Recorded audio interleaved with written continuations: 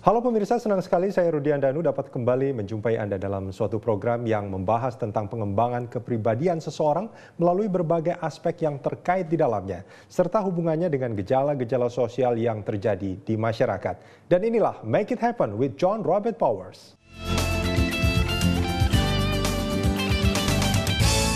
Hampir mustahil jika dalam hidup ini tidak pernah mengalami kegagalan. Kita dapat memilih untuk melihat kegagalan sebagai sebuah akhir dunia atau kita dapat melihat kegagalan sebagai sebuah pengalaman belajar yang luar biasa. Karena kegagalan dapat mengajarkan kita untuk bisa lebih memahami nilai-nilai hidup.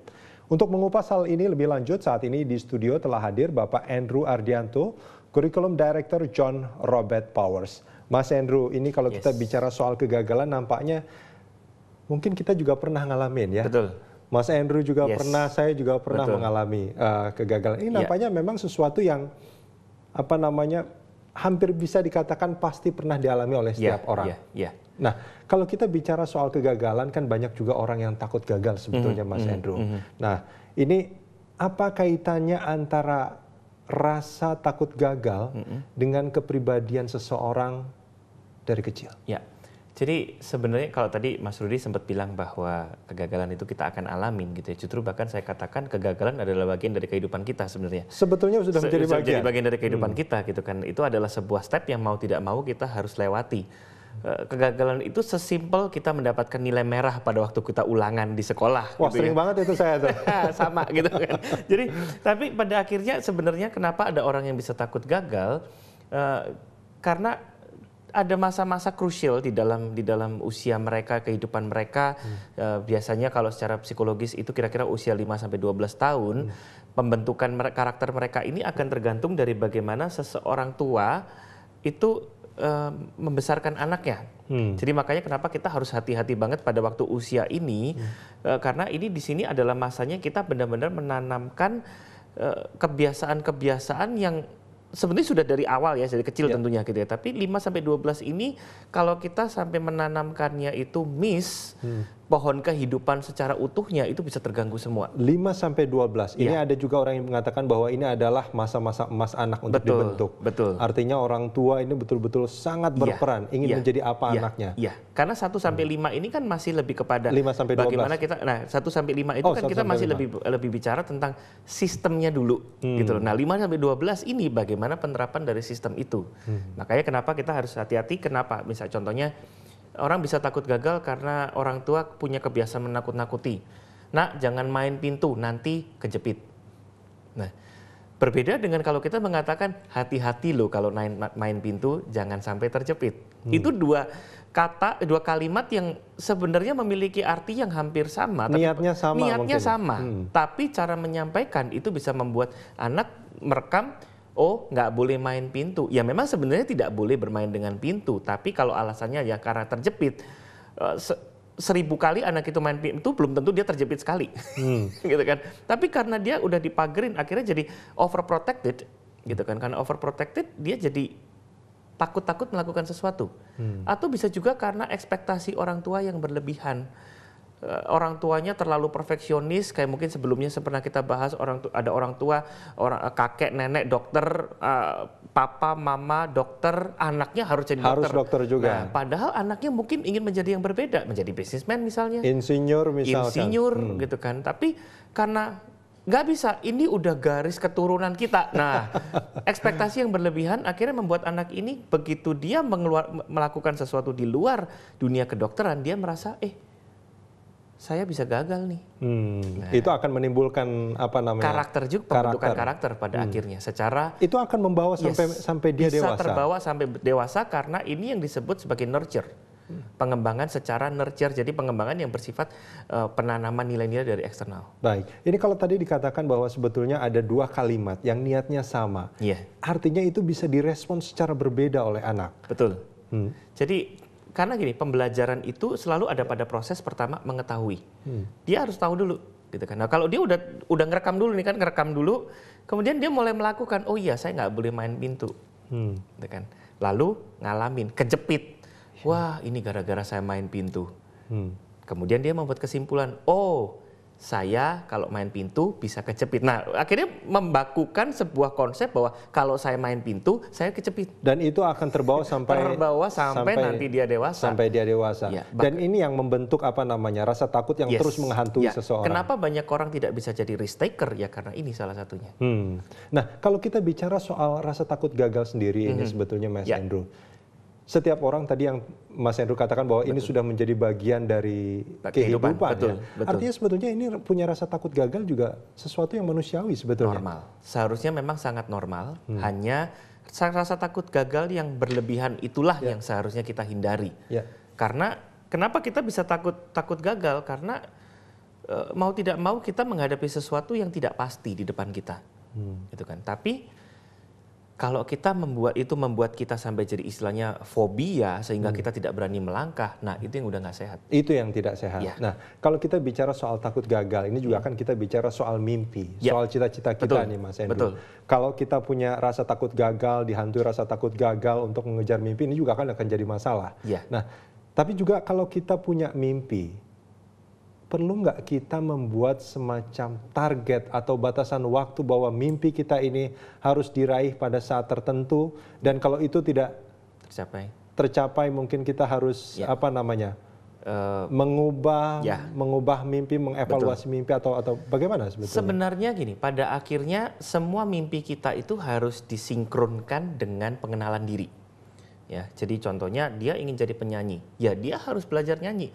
Kalau memang dari sononya udah buta nada, jangan maksain jadi penyanyi misalnya, gitu kan. Tapi dia harus tahu kekuatan sekaligus limitasi-limitasi yang dia hadapin. Kalau dia sudah tahu limitasi itu, dia tahu bagaimana cara mengatasinya. Kenapa orang takut gagal? Kenapa orang bisa tidak berani melangkah? Adalah karena mungkin dia terlalu melihat limitasi, sibuk hanya melihat limitasi tanpa melihat kelebihan. Tapi ada orang yang nekat. Nah makanya kenapa saya bilang risk taker dengan nekat itu dua hal yang berbeda.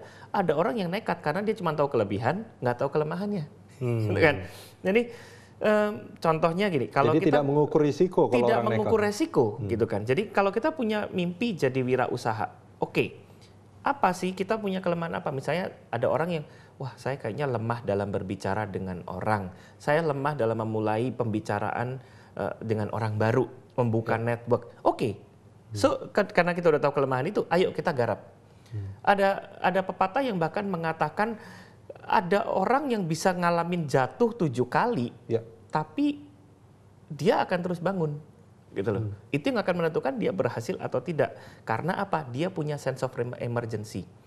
Bahkan dalam keadaan hal yang paling kecil pun dia tahu, oh ini ada resikonya, ini ada konsekuensi yang harus saya hadapi. Baik. Nah ini kalau kita bicara soal resiko, kita harus mengenali diri kita, kelemahan dan kekuatan kita. Tapi kalau terus kemudian kita melihat dalam batas waktu itu, kita kayaknya nggak bisa mencapai mimpi. Adakah cara-cara supaya supaya kita tidak berlarut-larut? Tapi kita akan sambung di segmen berikut nanti, Mas Andrew. Sip. Pemirsa, jangan kemana-mana. Make It Happen with John Robert Powers akan kembali sesaat lagi.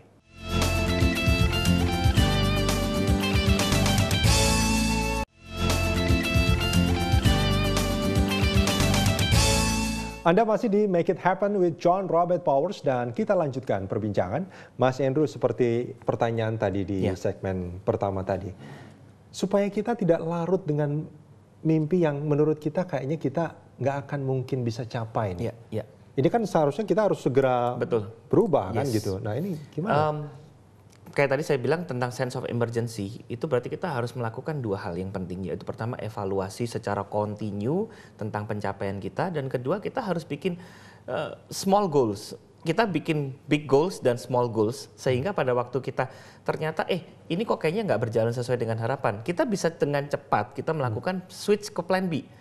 Plan B nggak bisa, kita ke plan C. Sama seperti seorang pemain catur yang dia tidak hanya memikirkan 1-2 langkah ke depan, tapi kalau perlu 10 langkah ke depan. Itu menunjukkan bahwa dia adalah pemain catur yang profesional. Dia tidak hanya memikirkan, oh kalau saya cuman jalan di sini, kuda jalannya L, gitu kan.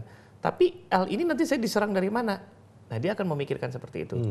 Artinya ada plan A, ada plan B, terus juga ada small goals yang harus di-achieve satu persatu sebelum mencapai mimpi yang utama tadi. Nah itu kan kalau kita bicara orang yang berani sebetulnya Ya. kan Mas Andrew, Ya. berani mengambil resiko. Ini harus segera Ya. dilakukan ini harus dilakukan itu. Betul. Tapi kalau kita bicara di awal tadi tentang orang yang punya apa namanya dihantui gagal. rasa Iya. takut gagal, Iya. yang sejak kecil sudah membentuk itu, Iya. ini kan menjadi susah sebetulnya Mas Andrew. Karena sifat rasa takut gagal ini dibentuk karena salah satunya adalah nurture. Kita harus lawan dengan nurture yang lainnya, yaitu apa? Kita mencari mentor yang bisa memotivasi kita sekaligus berbicara realistis. Artinya ada apa namanya cara atau kemungkinan seorang orang yang Takut gagal takut ini, gagal ya, itu bisa berubah lagi. Betul. Karena dia memiliki mentor yang memang dia tahu ada orang yang, oh iya, ini ada I have a person that I look up to, dan kita bisa minta dia, bisa nggak kamu coach saya? Bisa nggak Bapak coach saya? Supaya saya bisa menjadi orang, karena saya orang yang takut gagal. Nah, kalau dia udah tahu bahwa dia adalah orang yang terlalu takut gagal, itu kan merupakan sebuah kelemahan tersendiri. Artinya dia di awal sudah mengenal Dia diri udah mengenali diri gitu kan. Jadi waktu kemudian dia maju minta di mentor, ayo di mentor gitu kan. Dan itu seorang mentor yang baik pun akan justru mengatakan realita bahwa kegagalan itu sesuatu yang normal. Problemnya adalah kenapa orang disebut gagal karena dia malas bangkit. Nah, mentor yang baik akan melakukan seperti itu juga. Ya. Nah, ini kalau kita bicara tadi di awal, dia harus kenal dirinya dulu, bahwa dia memang punya apa namanya perasaan takut gagal yang berlebihan gitu. Dan setelah itu dia juga harus mau untuk apa namanya, dia punya keinginan untuk berubah, akhirnya mengubah sikap takut gagal ini menjadi sikap challenger. Saya berani menghadapi tantangan bahwa apapun yang saya lakukan, gagal itu ada kemungkinan. Tapi kalau saya gagal, apa yang saya harus lakukan? Saya harus survive. Ya, nah ini tadi dikatakan bahwa salah satu caranya adalah dengan mencari mentor. Ya. Ini kan harus mentor yang tepat, nggak bisa. Betul. Mentor sembarangan tentunya. Kalau sembarangan mungkin malah hasilnya bisa tidak sesuai harapan. Benar. Kalau saya sendiri juga adalah seorang yang pernah dimentor oleh beberapa orang gitu ya. Jadi Mas Andrew sendiri. Benar. Artinya Mas Andrew mungkin pernah punya pernah mengalami rasa takut gagal itu gitu ya. Tapi pada waktu saya belajar tentang konsep mentoring ini, saya pernah diajar bahkan jangan cuma punya 1-2 mentor. Kalau perlu punya banyak mentor dari aspek yang berbeda. Misalnya dari aspek bisnis, saya harus melihat siapa yang bisa menjadi mentor saya. Dari aspek psikologis, siapa yang akan bisa menjadi mentor saya. Nah, dari berbagai aspek ini yang kemudian nanti kita akan hadir dengan warna kita sendiri. Artinya mereka yang dihantui rasa takut gagal itu juga memang harus betul-betul mencari, memilah, figur-figur menilai, yang memang dia bisa contoh. Figur-figur yang bisa dijadikan contoh. Ya. Nah, kalau kita bicara soal tadi proses itu sudah dilalui, Mas Andrew. Betul. Kita sudah menemukan mentor yang bisa mengubah kita menjadi orang yang bisa dibilang lebih percaya diri. Ya. Tapi kadang-kadang berani untuk mengambil risiko gitu, tidak takut gagal lagi. Betul. Tapi tidak jarang juga ini orang yang sudah berhasil mengubah dirinya, yang dia dulu tahu bahwa dia takut gagal, tapi justru malah jadi istilahnya PDOD mungkin. Nah. Percaya diri overdosis, malah betul. menjadi sombong gitu. Nah, ini gimana Mas Andrew? Karena gini, orang itu akan mengalami PDOD itu tadi kalau dia lepas kontrol. Kalau dia lepas kontrol. Yes. Jadi dia udah terlalu sering berhasil tanpa melihat proses. Salah satu salah satu penyebab orang kenapa dia bisa menjadi arogan adalah karena dia hanya melihat result. Dia lupa dengan prosesnya. Dia lupa dengan tahapan-tahapan anak tangga yang harus dia lewati sehingga dia bisa menjadi saat ini. Gitu kan. Dan dia juga lupa, misalnya kalau ada pepatah mengatakan jangan jadi kacang yang lupa sama kulitnya, gitu loh. Karena mau tidak mau itulah yang proses inilah yang membentuk diri kita menjadi saat ini, gitu. Jadi pertama kita harus sadar tentang konsep self esteem yang sesungguhnya itu bukan arogansi. Kepercayaan diri itu berbeda dengan arogansi. Percaya diri, dia tahu limitasi, dia tahu kelebihannya. Dan saya tahu, oh iya, saya skillful di sini itu bukan karena saya sendiri, tapi karena kembali lagi konsep pencipta. Nah, itu kan di pembahasan sebelumnya kita sempat bahas tentang bahwa sang pencipta itu sudah punya blueprint dalam kehidupan kita dan kadang-kadang kita akan mengalami dalam proses blueprint ini namanya juga tanaman aja mesti dipotongin supaya bisa tumbuh buahnya dengan bagus. Kadang-kadang kita akan mengalami itu kan, kita disiangi, kita dipotongin, kita dibersihin. It hurts, pasti gitu kan. Tapi itu proses yang membuat kita, oh ya, saya bersyukur dengan keadaan seperti itu. Artinya memang ada proses penyadaran bahwa dia, kalau memang dia sudah berproses untuk menjadi orang yang lebih percaya diri, ini adalah apa namanya? Salah satu bagian dari prosesnya yang di atas. Nah, dan sebetulnya proses menjadi apa namanya? Menjadi agak lebih percaya diri seperti itu dan kadang-kadang menjadi sombong ini sesuatu yang wajar. Wajar dan harus diterima. Artinya dikenali dan setelah itu harus dikelola seperti itu. Kadang-kadang gini, ibaratnya seperti sebuah per gitu ya. Kita tekan tambah kenceng, semakin per itu kita tekan, kita lepasnya, lompatnya semakin tinggi. Nah kadang-kadang bisa terjadi gitu. Jadi udah kebiasaan tertekan, bounce backnya kejauhan, kebablas. Makanya kalau kita udah tahu, oh ya saya sudah lost track. Saya harus kembali ke balance. Baik. Gitu. Mas Andrew, kita akan sambung ini di segmen berikut nanti. Ya, terima kasih. Pemirsa jangan kemana-mana, kami akan lanjutkan perbincangan setelah jeda sesaat lagi.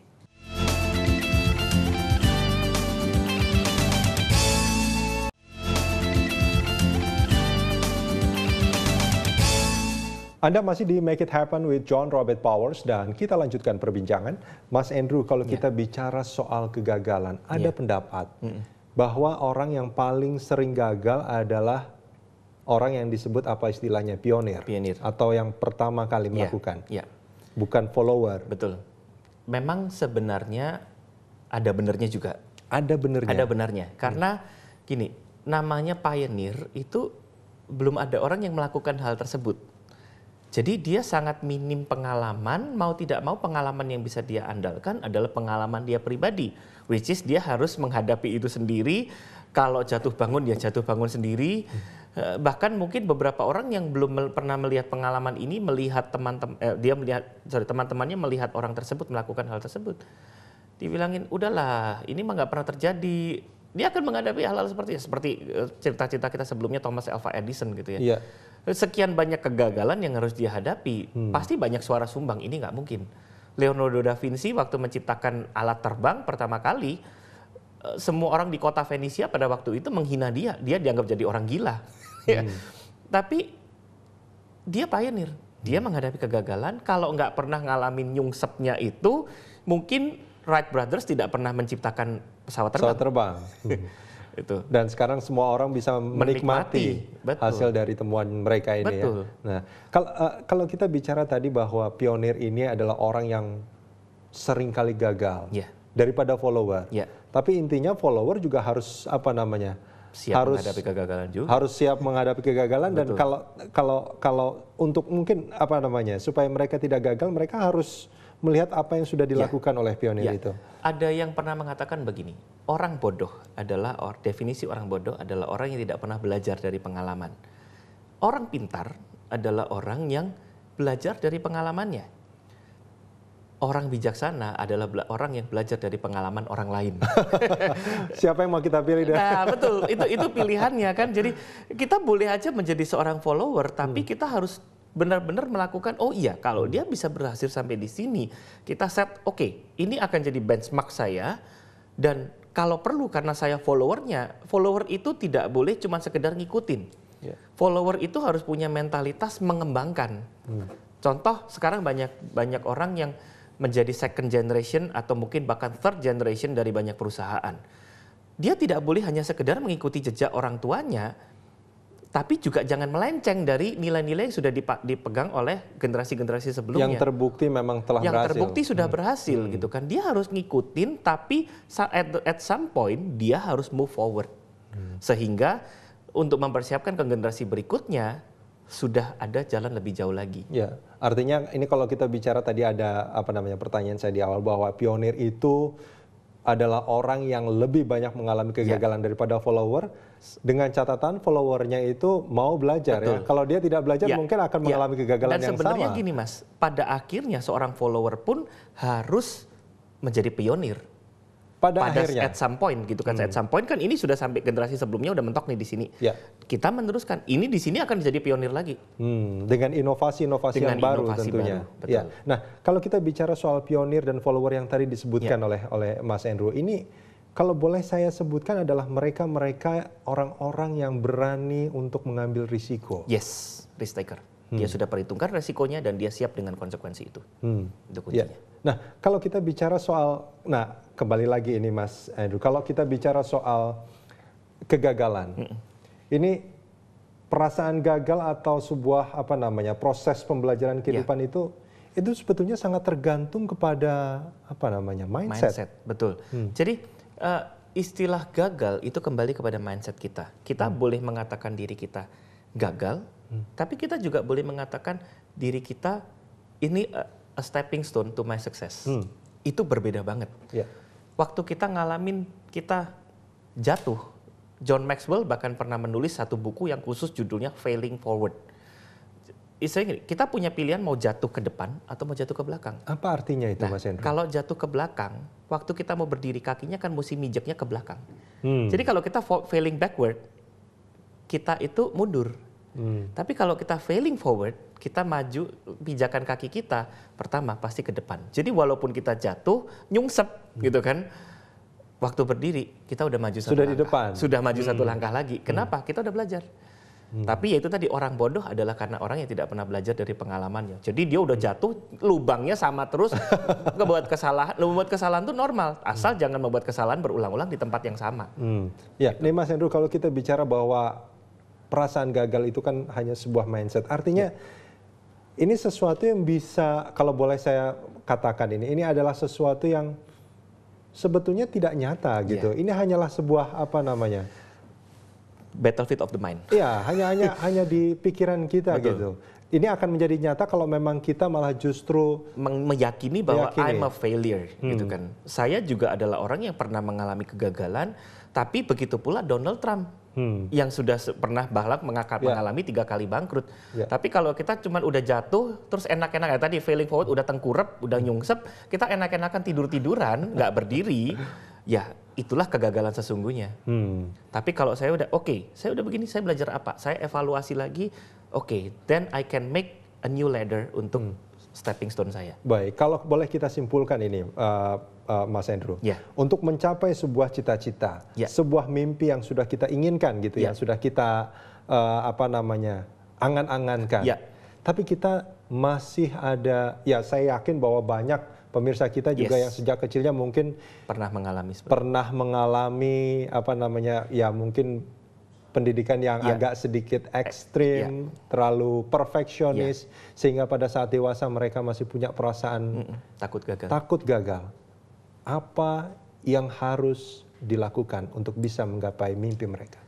Perasaan takut gagal itu bagus, selama kita kelola itu menjadi bagaimana kita bisa mengantisipasi rasa takut gagal itu. Kalau kita udah takut gagal, contoh kita mau ujian, semua orang kalau mau ujian pasti deg-degan, gitu kan. Kalau nggak deg-degan berarti dia bukan pembelajar yang bagus. Dengan poin yang sebelumnya kan kita pembelajar gitu ya. Karena dia takut gagal, dia belajar. Harusnya begitu. Jangan karena takut gagal ya udahlah apatis aja, apa kata yang di atas dah. Nah, nggak bisa. Karena kita udah takut gagal. Kita takut gagal di mana? Then what should we do? Apa yang harus kita lakukan untuk mengatasi kegagalan ini? Gitu. Baik, kalau boleh saya simpulkan intinya ada 2 hal, mengenali diri dan tidak pasrah pada keadaan. Betul. Baik, Mas Andrew. Terima kasih banyak sudah di John Robert Powers. Sukses. Ya, pemirsa, mari kita simak beberapa tips dari John Robert Powers berikut ini.